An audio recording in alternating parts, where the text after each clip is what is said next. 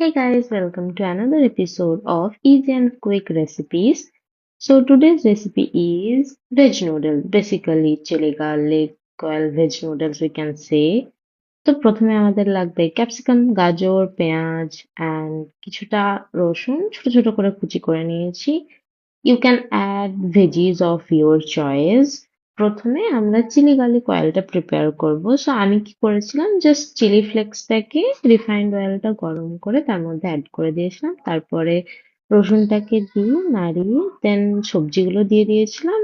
তোমাদের যে সবজিগুলো ভালো লাগে তোমরা সেটা অ্যাড করতে পারো। তারপরে বয়েলড নুডলসটা আমি এখানে এক্সট্রা বলতে ম্যাজিক মশলাটা ইউজ করেছিলাম, যেটা বেসিক্যালি ম্যাগি মশলা।